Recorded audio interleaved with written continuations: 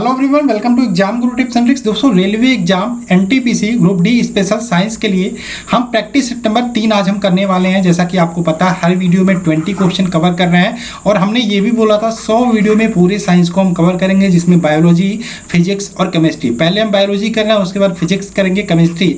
Biology की बात करें, लगभग 55 से 56 या 57 जितना वीडियो हम जा सकता है हम कोशिश करेंगे 55 से 60 वीडियो में बायोलॉजी कंप्लीट हो जाए। ठीक है, तो आज तीसरा सेट है और हमने सेल्स के क्वेश्चन पहले दूसरे में किए। अभी हम कुछ आगे बढ़ते हैं और जिनका भी साइंस वीक है मैं उनके लिए बोलना चाहता हूँ, स्पेशल नोट्स है, पीडीएफ वो ले सकते हैं, लिंक डिस्क्रिप्शन में मिल जाएगा। साथ में जो हमारे साथ पहली बार जुड़े हैं वो चैनल को सब्सक्राइब कर लेना, तथा बेल का आइकन क्लिक करना मत भूलना।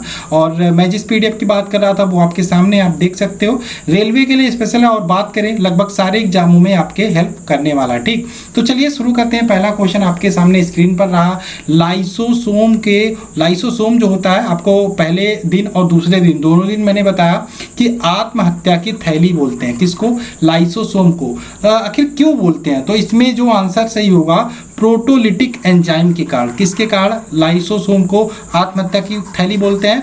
प्रोटोलिटिक एंजाइम के कारण। तो सबसे पहला क्वेश्चन आप ध्यान रखिएगा, लाइसोसोम को आत्महत्या की थैली बोलते हैं, एक क्वेश्चन हो गया।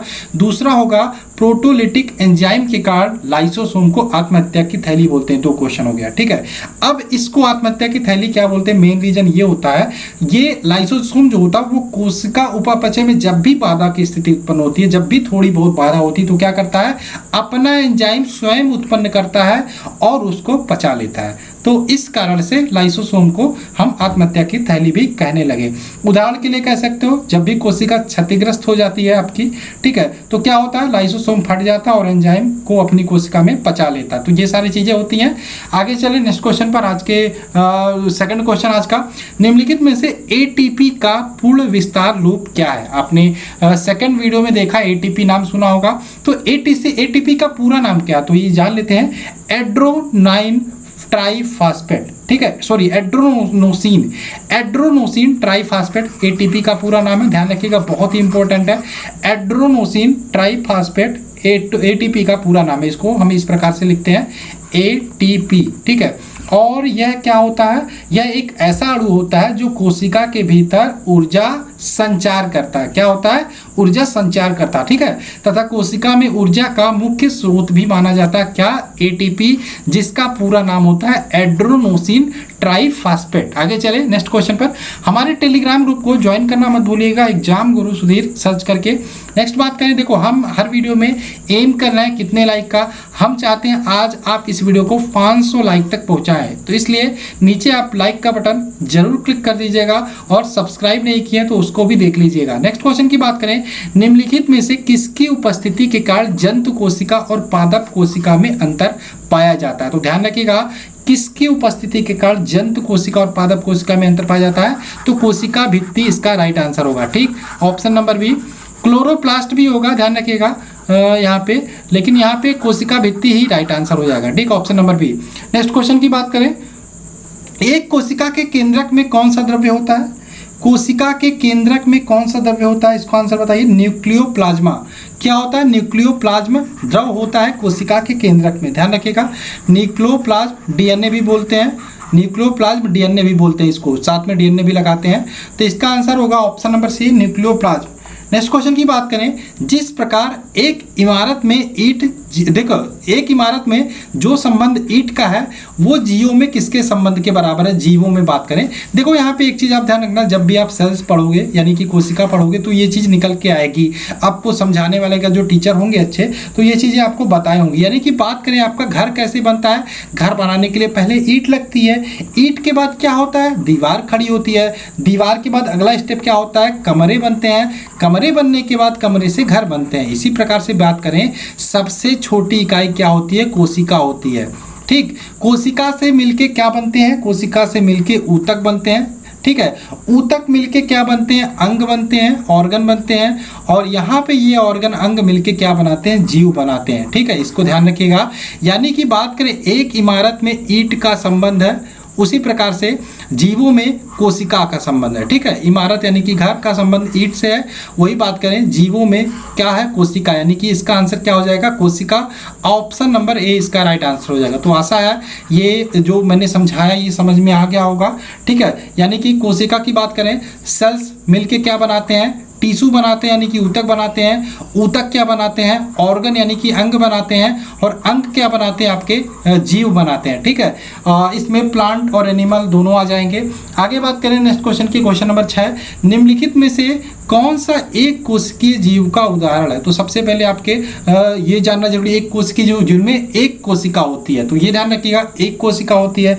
अब इसके एग्जाम्पल की बात करें तो ध्यान रखिएगा एक कोशिकीय जीव में अमीबा भी आता है, कौन आता है, अमीबा भी आता है, यूग्लिना भी आता है, यूग्लिना भी एक कोशिकीय जीव में आता है, पैरामीशियम भी आता है एक कोशिकीय जीव में, ठीक।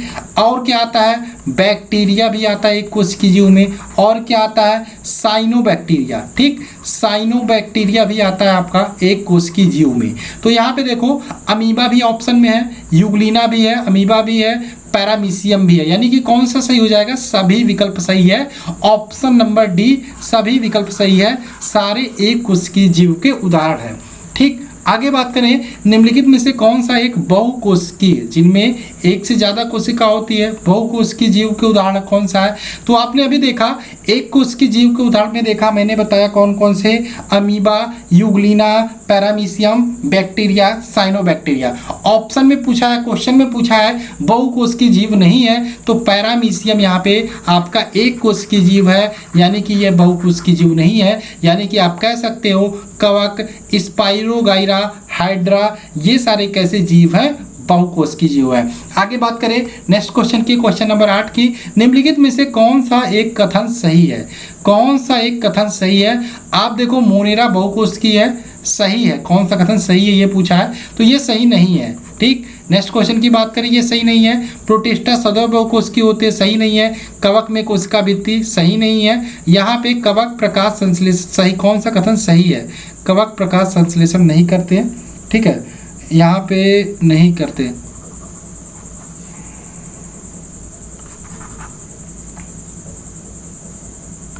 तो यहाँ पे जाहिर सी बात है, अगर जो ये तीनों गलत हैं तो आपका ये सही हो जाएगा। तो यहाँ पे दिया है कवक प्रकाश संश्लेषण नहीं करते, इसको पहले हाईलाइट करते हैं, कवक प्रकाश संश्लेषण नहीं करते, ये सही बात है, ठीक है।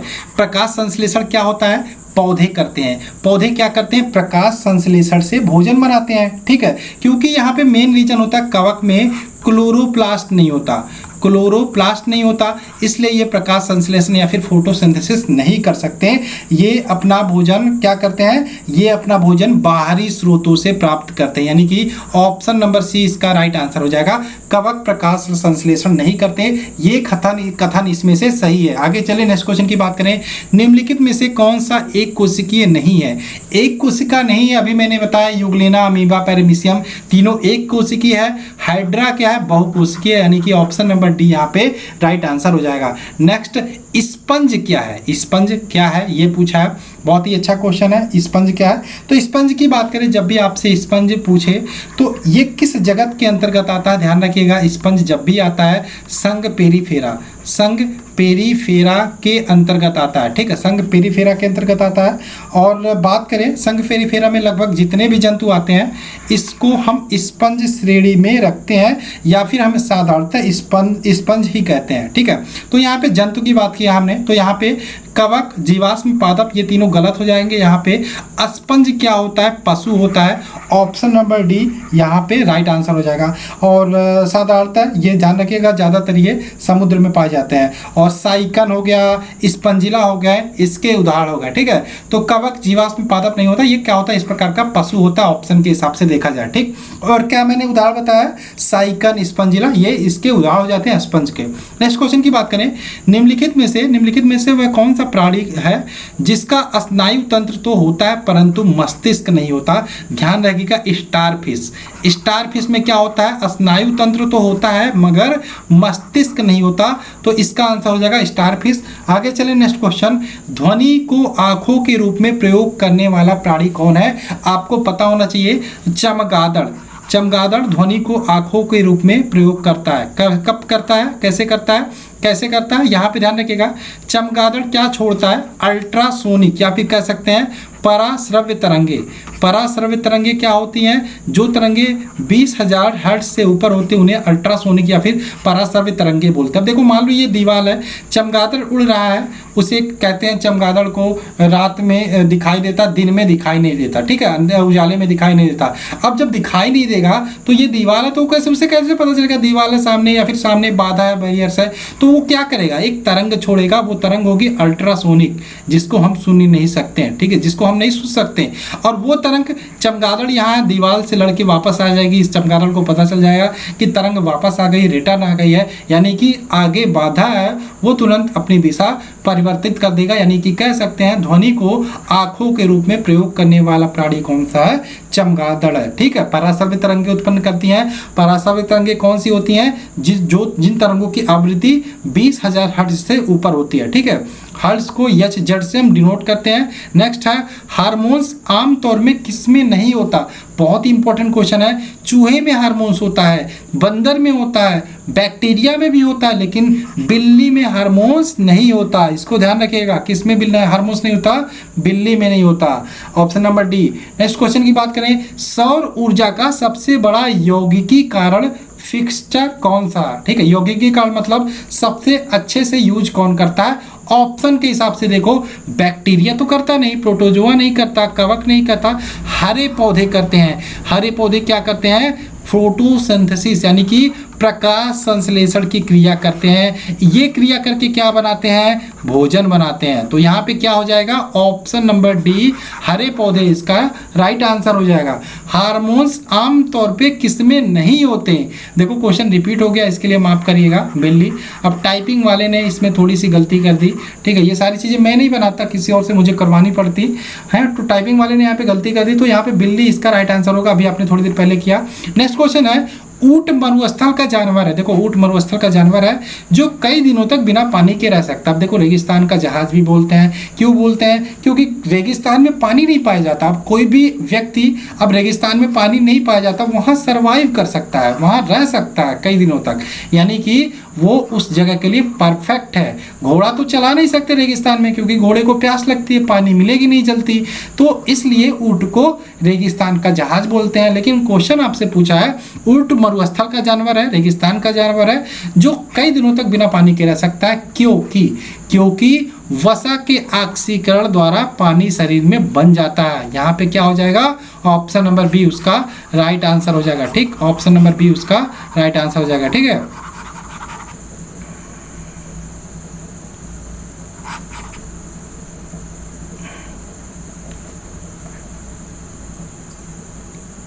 देखो यहाँ पे ऑप्शन नंबर बी भी सही होगा, और यहाँ पे उसके जठर रस में ल्यूमेन की भित्तियों में जलकोष होता है, ये भी सही होगा, ठीक। और यहाँ पे उसे पानी की ज़रूरत नहीं होती है ज़रूरत पानी की, लेकिन ज़्यादा नहीं होती। यहाँ पे उपयुक्त सभी भी सही कर सकते हो, क्योंकि ये सी नंबर भी सही है, ठीक। सी नंबर भी सही, यहाँ पे ऑप्शन नंबर डी राइट होगा, इसको देख लेना, ऑप्शन नंबर डी राइट होगा। नेक्स्ट क्वेश्चन की बात करें, लाख बनाई जाती है, तो लाख की बात करें, एक सूक्ष्म जीव होता है, लाख बोलते हैं जिसको, ठीक है, उसी के शरीर से लाख उत्पन्न होता है, ठीक है। तो यहाँ पे क्या कह सकते हो, लाख नामक कीट से बनाई जाती है, ठीक है, एक कीट से बनाई जाती है, ऑप्शन नंबर बी हो जाएगा, लाख नामक कीट से लाख बनाई जाती है। नेक्स्ट क्वेश्चन की बात करें, निम्नलिखित में से कौन सा सर्प विषरहित होता है, बहुत ही सिंपल क्वेश्चन था, बायोलॉजी है इसलिए बायोलॉजी में था क्वेश्चन, इसको एग्जाम में आया हुआ था इसलिए मैंने इसको ऐड कर दिया। ऑप्शन नंबर डी, अजगर जो होता है विषरहित होता है, विष नहीं होता। नाग, ड्रायोफिश, इलेपस, ये सांप के प्रकार है, इनमें विष होता है। नेक्स्ट क्वेश्चन की बात करें, एंटीबायोटिक या प्रतिजैविक क्या होता है। प्रतिजैविक आपने सुना होगा, एंटीबायोटिक दवा आप लेने जाते हो तो उसके साथ आपको एंटीबायोटिक दवा दे देते हैं, जैसे पेनिसिलिन हो गया एंटीबायोटिक दवा है, स्ट्रेप्सोमाइसिन हो गया एंटीबायोटिक दवा है। तो वो क्या करता है, ठीक, क्या करता है, वो दवा के साथ मिलके और अच्छे तरीके से काम करता है, या फिर जो रोगाणु होते हैं उनसे लड़ने का काम करता है। अभी देखो कोरोना वायरस चल रहा है, उसके लिए एंटीबायोटिक या प्रतिजैविक को खोजा जा रहा है। क्या करके खोजा जा रहा है, इसमें क्या होता है, किसी सूक्ष्म जीव द्वारा संश्लेषित रसायन जो अन्य सूक्ष्म जीवों से रक्षा करती है। ठीक है, अब जैसे मान लो कोरोना वायरस है, ये वायरस को ख़त्म करने के लिए किसी और चीज़ का इस्तेमाल करके यहाँ पे किया जा रहा है, जिसको हम क्या बोलते हैं, एंटीबायोटिक बोलते हैं। तो ऑप्शन नंबर बी इसका राइट आंसर हो जाएगा, किसी सूक्ष्म जीव द्वारा संश्लेषित रसायन जो अन्य सूक्ष्म जीवों से रक्षा करता है, क्या होता है, एंटीबायोटिक कहलाता है। ऑप्शन नंबर बी इसका राइट आंसर हो जाएगा। आज के वीडियो का लास्ट क्वेश्चन, निम्नलिखित में से कौन सा वास्तविक सर्प नहीं है? तो ध्यान रखिएगा, समुद्री सर्प सर्प के कैटेगरी में आता है, वृक्ष सर्प भी सर्प के कैटेगरी में आता है, अंध सर्प भी सर्प के कैटेगरी में आता है, लेकिन वास्तविक सर्प नहीं है, काच सर्प, यानी कि ऑप्शन नंबर ए यहाँ पे राइट आंसर हो जाएगा, ऑप्शन नंबर ए। ठीक, तो आशा आपको ये वीडियो पसंद आया हो। आप लोग अगर जो कोई भी सजेशन देना चाहते हैं, अभी स्टार्ट ही हुआ है, ठीक है, कुछ भी अपने तरफ से कहना चाहते हैं, बहुत सारे बच्चे कमेंट्स करते हैं सर इंग्लिश में लेकर आइए। देखिए मेरे 90% बच्चे, 90 to 95% बच्चे हिंदी मीडियम के हैं, 2-3 बच्चे हैं जो इंग्लिश कर रहे हैं। ठीक है, तो मैंने टाइपिंग वाले से बात किया तो उसने कहा ठीक है, पॉसिबल नहीं है, मतलब ये थोड़ा सा कॉस्टली पड़ जाएगा। तो अभी हिंदी चल रहा है, आगे मैं कोशिश करूंगा इंग्लिश में करने की। ठीक है, तो चलिए वीडियो को ख़त्म करते हैं, और मैंने बोला था टारगेट करते हैं, आशा करते हैं 500 लाइक का। तो जल्दी से वीडियो को लाइक करो, नए हो चैनल को सब्सक्राइब करो, टेलीग्राम ग्रुप को ज्वाइन करना मत भूलना। मिलते हैं नेक्स्ट वीडियो में। जय हिंद दोस्तों, जय भारत।